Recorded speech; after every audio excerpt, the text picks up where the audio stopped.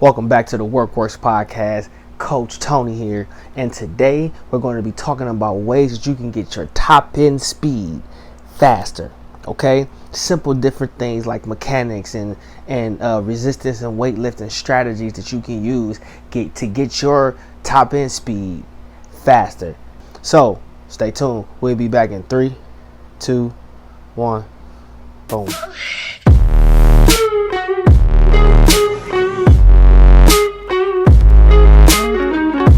Topic today is speed, and let's define speed. Speed is the full maximum or output range of motion. So that means when you do something to its highest capacity, as fast and as full of force as you can get it, that is speed. So what does speed look like in sports? Okay, so we're going to talk about straightaway speed, linear speed, sprinting speed, top end speed today.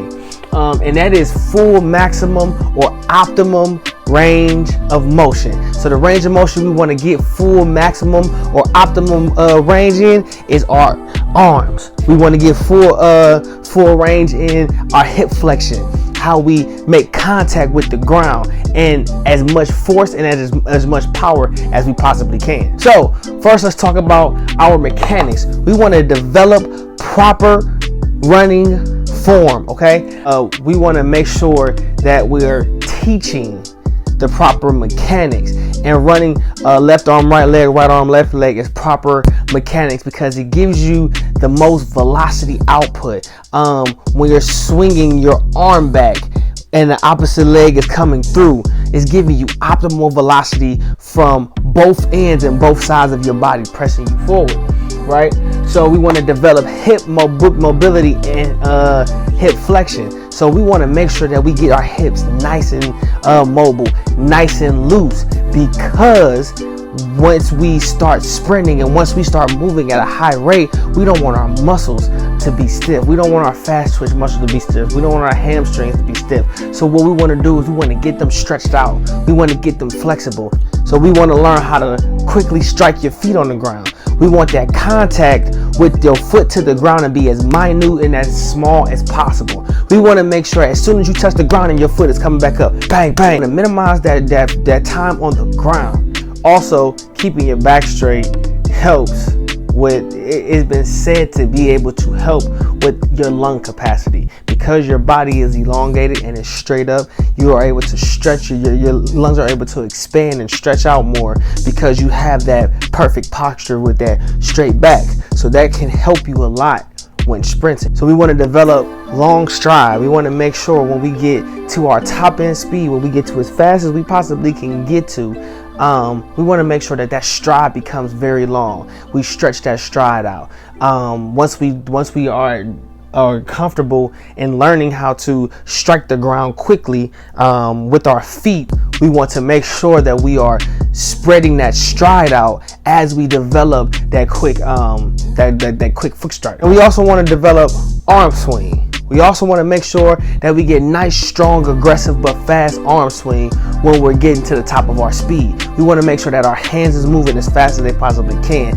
with as much force as it can to propel us forward. So we want to make sure we have nice, strong arms and nice for good and proper arm swing. Now that we know the mechanics of running, now that we know how we should probably have a form, what our mechanics should look like for running to achieve optimal speed, what next thing we want to do is we want to start doing some work without resistance. We don't want to add any weights or resistance quite yet.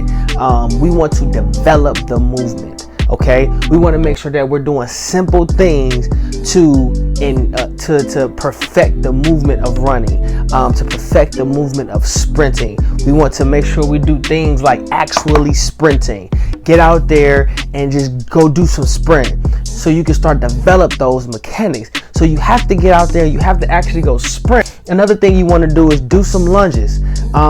You can do any variation, a lot of variation of lunges, so the body can learn how to put out that optimum force of the range of motion. We want to make sure we're pounding the ground with these high knees, running as hard and as fast in these high knees, because we want to teach We want to teach quick strike with your feet to the ground. So doing these quick high knees and then taking off into a sprint, high knees is really great for developing speed. We got hill sprints. Hill sprints are great for helping with top end speed. We got ladder drills to help the fast twitch muscles with ground response and help your feet with ground response. You want to do a lot of core work, You want to make sure that your core is nice and tight, because the stronger the core that you have, the easier it will be for you to maintain that straight back, maintain that optimal top end speed. It will get you faster. It will stand you up a whole lot quicker to where you can balance out your body and use every single bit of force. So once we identify